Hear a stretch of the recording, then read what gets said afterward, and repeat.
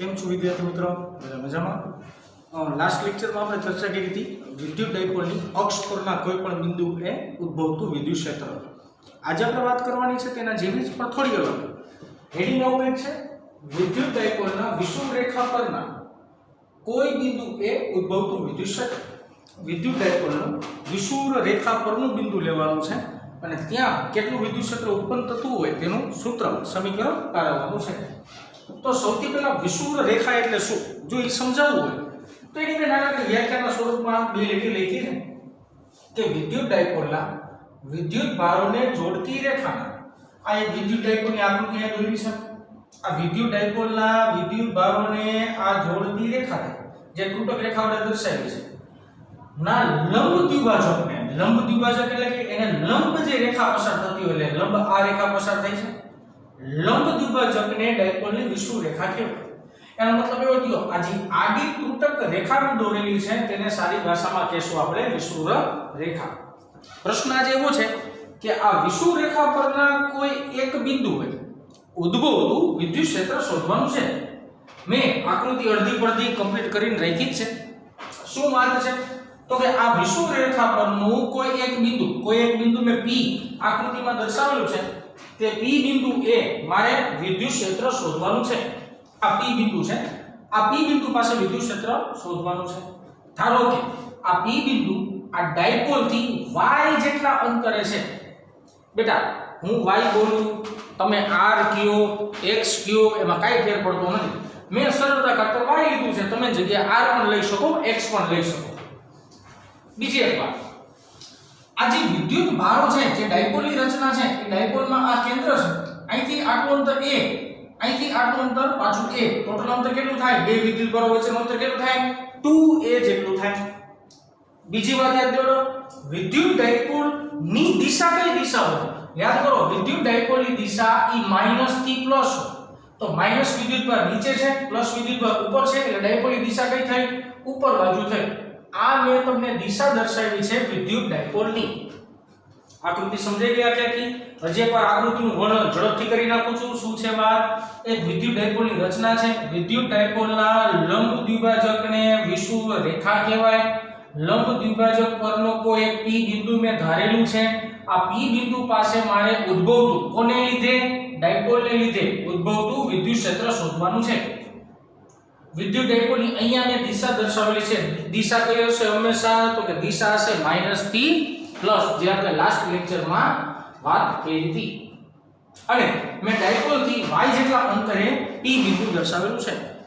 મેં આકૃતિ કેમ દોરી તમને આકૃતિ કેવી રીતના દોરી ને એકવાર તમને વાત કરું. મેં ડાયપોલ આવી રીતના ઊભી રાખી છે. આનો લંબ દ્વિભાજક એટલે આવી રીતના બને તો આ વિષુવવૃત્ત રેખા થઈ ગ્રીન માર્કર વિષુવવૃત્ત રેખા થઈ અને આ બ્લેક માર્કર ડાયપોલ થઈ. ઘણી રેફરન્સની અંદર ઘણી બુક્સની અંદર ડાયપોલ આવી રીતના દર્શાવેલી હોય તો વિષુવવૃત્ત રેખા કેમ આવે આને લંબ એટલે આવી રીતના આવે. તો આ પરનું કોઈ એક બિંદુ લેવાનું. મેં કેવી રીતના આકૃતિ આવી રીતના દોરી છે કોઈ પણ બુકમાં આમ પણ હોઈ શકે તો કન્ફ્યુઝ થવાની જરાય જરૂર નથી. હવે આપણે વાત કરીએ છીએ સૌથી પહેલા આપણે વાત કરીએ કે આ બંને વિદ્યુત ભારોને લીધે P પાસે ઉદ્ભવતું વિદ્યુત ક્ષેત્ર કઈ બાજુ હોય. સિમ્પલ લોજિક મારો તો કે પ્લસ વિદ્યુત ભારને લીધે માર્કર મૂકી દો પ્લસ વિદ્યુત ભારોને લીધે P પાસે ઉદ્ભવતું વિદ્યુત ક્ષેત્ર પ્લસ વિદ્યુત ભાર હોય તો વિદ્યુત ક્ષેત્ર બહાર નીકળતી દિશામાં હોય. ચાલો આનું વિદ્યુત ક્ષેત્ર લીધું બહાર નીકળતી દિશામાં. અહીંયા મેં નામ લખી દીધું E પ્લસ સદિશ. ઋણ વિદ્યુત ભારને લીધે P બિંદુએ ઉદ્ભવતું વિદ્યુત ક્ષેત્ર કઈ દિશામાં હોય વિદ્યુત ભાર તરફની દિશા અંદરની દિશા. અહીંયા લખીને મેં E માઈનસ ની દિશાને લઈ. હવે આપણે સૂત્રની ચર્ચા કરી લઈએ તો આમ કહી શકાય કે પ્લસ q વિદ્યુત ભારને લીધે P પાસે ઉદ્ભવતું વિદ્યુત ક્ષેત્ર કેટલું થતું હશે મારી પાસે સમીકરણ છે સિમ્પલ. ચાલો દર્શાવી E પ્લસ બેટા મૂલ્યના સ્વરૂપમાં લખું છું એટલે સદિશની નિશાની કરતો જ નથી પહેલેથી જો બરાબર is equal to k q by r square એટલે કે અંતરનો વર્ગ. ઓકે હવે અંતર જોવાનું હોય ને હાલો પ્લસ q થી p વચ્ચેનું અંતર એટલે આ ઘાટો લીટો થયો જે બ્લુ કલરનો લીટો છે બરાબર. હવે જો સમજ બાકી વાત આ એક ત્રિકોણ બન્યું O P અને Q એક ત્રિકોણ ધારી લ્યો ધારો કે O P અને Q બરાબર એમાં જે આ QP બન્યો ને કર્ણ બન્યો શું બન્યો કર્ણ બન્યો તો આ પાયથાગોરસનો પ્રમેય વાપરી લ્યો પાયથાગોરસનો પ્રમેય યાદ છે ને AB² બરાબર BC² AC² એટલે પાયથાગોરસનો પ્રમેય વાપરવાનો છે બરાબર ને આ પાયથાગોરસનો પ્રમેય વાપરશો એટલે આ અંતર કેટલું મળે y² + a² અને આખાની વનાપ એટલે કે વર્ગમૂળ ઓકે તો પ્લસ q થી લઈને p વચ્ચેનું અંતર કેટલું બનશે તો કે આ અંતર લખેલું છે લખી નાખીએ ચાલો અંતર છે y² + a² આખાનું વર્ગમૂળ અને સૂત્ર પ્રમાણે આખાનો વર્ગ સૂત્રની અંદર શું છે આખાનો વર્ગ છે તો જો વર્ગમૂળ અને વર્ગ કેન્સલ આઉટ થાય તો મારી પાસે સમીકરણ શું બને કે q ના છેદમાં y² + a² બનશે કારણ કે વર્ગ અને વર્ગમૂળ કેન્સલ આઉટ થયા અમુક બાળકોને પાયથાગોરસનો પ્રમેય વાપરતા ન આવડતો હોય તો તમને પાછી એક વાત સમજાવી દઉં આ ત્રિકોણની અંદર પાયથાગોરસનો પ્રમેય કેમ વાપરશો પહેલા તો આ બાજુ એક આ બાજુ આ બે બાજુનો શું કરવાનો વર્ગ આખું સમીકરણ બનાવો તો આખું સમીકરણ આવું કંઈક બની શકાય કે qp² બરાબર qo² op² આની અંદર પાયથાગોરસનો પ્રમેય લગાડો એટલે આવું સમીકરણ થાય બરાબર ઓકે મારે શોધવાનું છે qp પાયા નામ રાખી ચાલો qp નો સ્ક્વેર એમ નામ હાલો qo નો સ્ક્વેર એટલે કે આ ભાગનો વર્ગ એટલે a નો સ્ક્વેર થયો લખો a નો સ્ક્વેર op નો સ્ક્વેર op નો સ્ક્વેર એટલે કે y નો સ્ક્વેર અહીંયા થયો y નો સ્ક્વેર મારે qp શોધવાનું છે અહીંયા વર્ગ છે સામે જાય તો વર્ગમૂળ થાય a² + y² આખાની વનાપઘાત દેશી ભાષામાં વર્ગમૂળ જેને ન સમજાતું હોય એના માટે મેં અહીંયા કેલ્ક્યુલેશન નાનું દર્શાવેલું છે તો મને ફાઇનલી qp તમને મળી ગયું બરાબર જે મેં સમીકરણ આવું કંઈક મળતું હશે તો આ મને જે સમીકરણ મળ્યું એ +q વિદ્યુત ભાગને લીધે p પાસે ઉદ્ભવતું વિદ્યુત ક્ષેત્ર દર્શાવે છે ચાલો પ્લસ નો કાર્યક્રમ પૂરો હવે કોનો કાર્યક્રમ માઈનસ નો આવશે લખીએ અહીંયા -q વિદ્યુત ભાગને લીધે p પાસે ઉદ્ભવતું વિદ્યુત ક્ષેત્ર સાહેબ ઉપર ચોખવટ કરી નીચે કરું મૂલ્યના સ્વરૂપની ચર્ચા હાલે હે તો સદિશ દર્શાવવાની જરૂર નથી ચાલો લખીએ સિમ્પલ e બરાબર k q ના છેદમાં હાલો માઈનસ અને p વચ્ચેનો અંતર આ જેટલું અંતર થાય એટલું અંતર આ થાય આ બીજો સમાન કાટકોણ ત્રિકોણ દેખાય છે તો આ અંતર જો y² + a² આખાની વનાપ હોય તો આ અંતર પણ એટલું જ થશે ચાલો લખીએ y² + a² આખાની વનાપ ઘાત અને આખાનો શું થશે વર્ગ ફાઇનલી ઉપર જેવું કહ્યું હતું એવું જ કે વર્ગ અને વર્ગમૂળ કેન્સલ આઉટ તો વધ્યું કેટલું k q ના છેદમાં y² + a² વધ્યું નિરાતે તમે જોશો તો બંને સમીકરણ મૂલ્યની દ્રષ્ટિએ તો તમને સમાન જ દેખાય બે મૂલ્ય કેવા છે સમાન મૂલ્ય ધરાવતા હોય એવું તમને દેખાય જ છે કારણ કે આપણે મૂલ્યમાં જોતા હોય તો જો વિદ્યુત ભાર જોવાનો હોય તો વિદ્યુત ભાર તો બધામાં સમાન જ છે અહીંયા જેટલા વિદ્યુત ભાર મૂક્યો છે એ જ વિદ્યુત ભાર અહીંયા મૂક્યો છે ખાલી વિજાતીય ધ્રુવ ધરાવતા છે આ બે સમીકરણ પરથી એવું કહી શકાય કે બે મૂલ્યની દ્રષ્ટિએ કેવા છે સમાન જ છે હવે આકૃતિમાં થોડા પાછા ધ્યાન આપજો આખી વાત શું વાત છે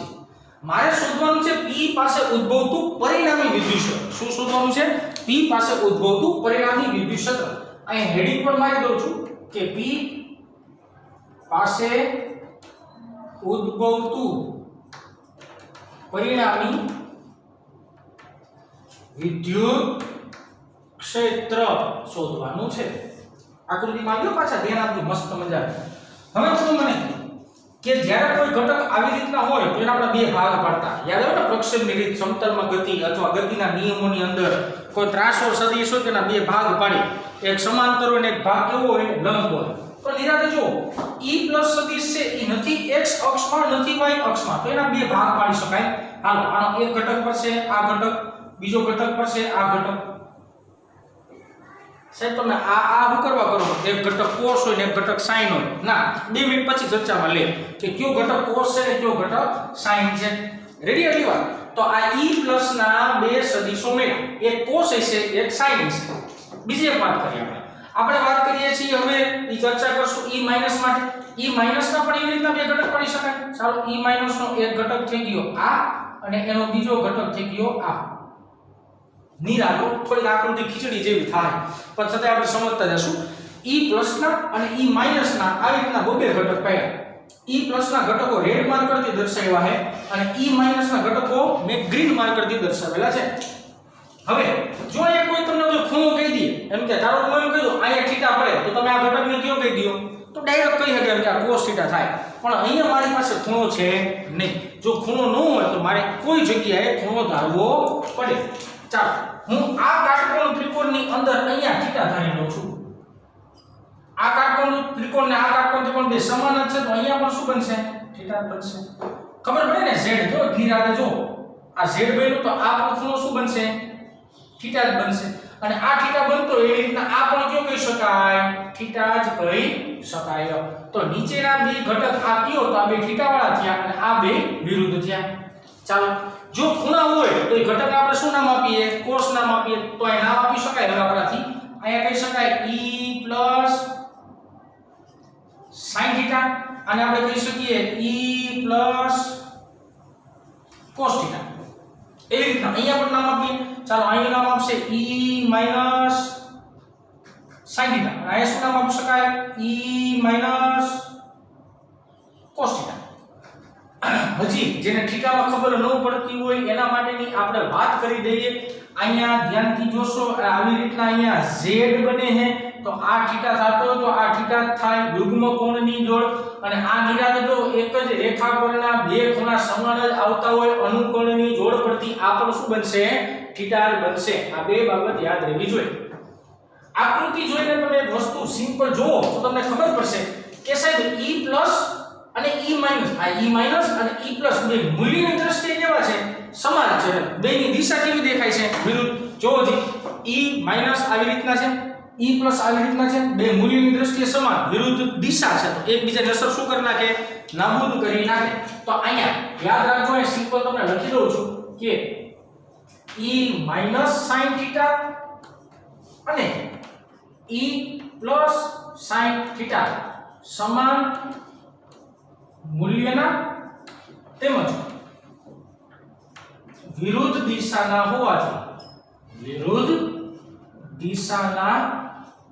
હોવાથી તેમની અસર નાબૂદ થાય અસર નાબૂદ કરે છે. ઓકે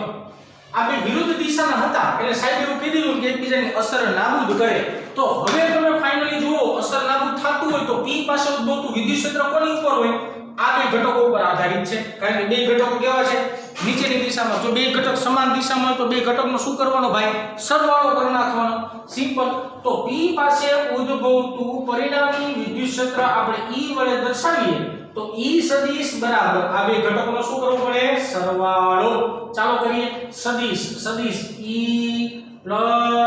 cos થીટા વત્તા E cos થીટા. સાહેબે સદિશ દર્શાવ્યું હોય તો સદિશ બરાબર મૂલ્ય ગુણ્યા એકમ સદિશ. અહીંયા એકમ સદિશ પણ લખવો પડશે મને. એકમ સદિશ સ્વાભાવિક છે ડાયપોલ નો તો p કેરેટ આવે પણ હવે આપણે જોવાનું ઈ થાય કે એકમ સદિશની નિશાની પ્લસ આવશે કે માઈનસ આવશે. હાલો સમજાવે સિમ્પલ હોય એ આપજો. ડાયપોલ તો ડાયપોલની દિશા કઈ છે તો કે માઈનસ થી પ્લસ. સાહેબ તમે આ ઉપર એરો મારેલો છે બરાબર તો ઉપર એરો થયો આવી રીતના જે ડાયપોલની દિશા દર્શાવે છે. પરિણામી વિદ્યુત ક્ષેત્ર કઈ દિશામાં મળે છે તો કે પરિણામી વિદ્યુત ક્ષેત્ર અહીંયા બેનો સરવાળો કર્યો તો નીચેની દિશામાં જ મળશે. તો જો જે ડાયપોલની દિશા ઉપર અને પરિણામી વિદ્યુત ક્ષેત્રની દિશા નીચે તો P એટલે કે એકમ સદિશની દિશા કેવી આવશે નિશાની કેવી આવશે માઈનસ આવશે. કેવી રીતના જે પર રિપીટ કરું આ બે મૂલ્ય સમાન હતા દિશા વિરુદ્ધ હતી તો આ બેનો કાર્યક્રમ પૂરો થઈ ગયો બરાબર. તો આ P બિંદુએ પરિણામી વિદ્યુત ક્ષેત્ર કઈ દિશામાં મળે તો કે નીચેની દિશામાં. કા તો કે બે ઘટકો એક જ દિશાના છે તો પરિણામી નીચે જશે સ્વાભાવિક છે. હાલો પરિણામી નીચે છે ડાયપોલ છે એ ડાયપોલની દિશા ઉપર છે તો બે વિરુદ્ધ દિશા હોવાથી આ નિશાની કેવી કરી શકાય આપણે માઈનસ કરી શકાય. ઓકે આમાંથી કોમન શું નીકળે તો કે કોમન નીકળે આમાંથી cos થીટા. આ માઈનસ છે ને આગળ લખી નાખ્યું અને cos θ ને પાછળ કોમન કાઢી e સદિશ બરાબર કૌંસની અંદર વધે છે મારી પાસે e વત્તા એટલે કે e પ્લસ વત્તા e માઈનસ કૌંસ પૂરો cos θ બાર આવ્યું p કેરેટ નું આગળ માઈનસ લખ્યું અને પાછળ લખ્યું p કેરેટ સમજાઈ ગયું ને કે આ p કેરેટ ની જે નિશાની હતી એ સમીકરણમાં આગળ અહીંયા લખી નાખેલી છે અહીં મોટી લખી નાખી આગળ દર્શાવેલી છે હવે આપણે બધી કિંમત મૂકવાની છે બધી કિંમત એટલે કે e પ્લસ ની e માઈનસ ની અને cos θ ની ત્રણેયની કિંમત મૂકવાની થાય સાહેબ cos θ ની કિંમત કેમ મૂકશું 2 મિનિટ ઉભા રહો હમણાં સમજાવું કેમ મૂકાય ચાલો હમણાં પહેલા તો આપણે કિંમત મૂકીએ e સદિશ બરાબર માઈનસ n બ્રેકેટ કરી નાખી મોટું મસ્ત મજા હાલ e પ્લસ ની કિંમત આવે e માઈનસ ની કિંમત આવે બે કિંમતને આપણે સિમ્પલી મૂકી દેવી હવે મૂકી કે q ના છેદમાં y square plus a square વચ્ચે સરવાળાની નિશાની હાલો કે q ના છેદમાં y square plus a square કૌંસનો કાર્યક્રમ પૂરો પાછળ વિધુ cos θ હાલો વાંધો નહીં cos θ ને સમજાવું ધ્યાન આપજો cos θ આનો જવાબ મારે અહીંયા લખવાનો છે અને છેલ્લે શું પદ આવશે તો કે છેલ્લેનું પદ એમનો એટલે કે p કેરેટ એમનો રહેશે ચાલો અહીંયા p કેરેટ એમનો લખી નાખી cos θ નો જવાબ મારે અહીંયા લખવાનો છે cos એટલે શું થાય તો કે sin એટલે સાક cos એટલે પાક અને tan એટલે સાપ તો cos નો મતલબ થશે પાક પાક એટલે કે પાછળની બાજુના છેદમાં કર્ણ ચાલો અહીંયા આવી અહીંયા θ નો છે બરાબર ને પાછળની બાજુ કઈ થાય આવડી છે અને કર્ણનો કયો થાય આ થાય પાછળની બાજુ શું લખી શકાય a તો લખો જી a ના છેદમાં કર્ણ એટલે થશે મારી પાસે y² + a² અને એની આખાની 1/2 એટલે કે વર્ગમૂળ અહીંયા તમે cos θ cos વિધેય વાપરશો અહીંયા એટલે પાછળની બાજુ મળે a અને કર્ણ મળે આવડવા તો આ બે કિંમત મૂકીને સિમ્પલ કોકને પ્રશ્ન દેશે અહીંયા જગ્યાએ તમે અહીંયા કા cos નો વાપરો અહીંયા વાપરો ભાઈ જવાબ સરખો જ રહે કાઈ ફેર પડશે નહીં તો ફાઇનલી મેં બધી કિંમત આમાં મૂકી દીધી છે સિમ્પલ બહુ સહેલું સાદું રૂપ આપીએ હાલો સાદું રૂપ જોઈએ ચાલો e સદિશ એમનો માઈનસ માં કઈ હરીફત કરવાની માઈનસ એમનો અંદર બે પદ સોરી અહીંયા કાઉન્સ ભૂલી ગયો કાઉન્સ લઈ લો ઓકે અહીંયા અંદરના બે પદ સરખા છે તો બેનો સરવાળો આગળ બગડો કરી નાખવાનો સિમ્પલ નામ લખી નાખો 2kq ના છેદમાં y² + a² સિમ્પલ બે સમીકરણો શું થયો સરવાળો થયો આગળ મેં ખાલી બગડો લખી નાખ્યો બેનો સરવાળો થઈ ગયો અહીંયા કાઉન્સ થઈ ગયો પૂરું રેડી બાર શું છે a ના છેદમાં y² + a² અને આખાની 1/2 ઘાત અને p કેરેટ ઘટકાનો ઈ છેલ્લે જે વધે છે ઈ તો એમનેમ જ છે હવે નિરાતે સમજો આ સમીકરણ બે એકબીજાના ગુણાકારમાં લખી નાખો ગુણાકારમાં કાઈ બુદ્ધિ નથી આપવાની માઈનસ માં કઈ હરીફ નહીં કરું એટલે માઈનસ એમનો રાખો ચાલો આ બે ગુણાકાર કરી નાખો એટલે થાય 2aq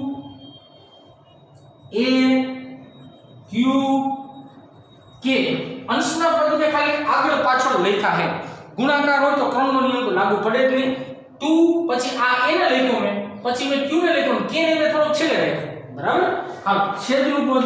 છેદનું પદમાં બેનો શું કરવાનો સિમ્પલ મારે ગુણાકાર હવે જોજો નિરાતો હાલ વેલું સમજાવો અહીંયા કાઈ ઘાત ન હોય તો અહીંયા આખી ઘાત હોય જેની કાઈ ઘાત ન હોય ને એક ઘાત હોય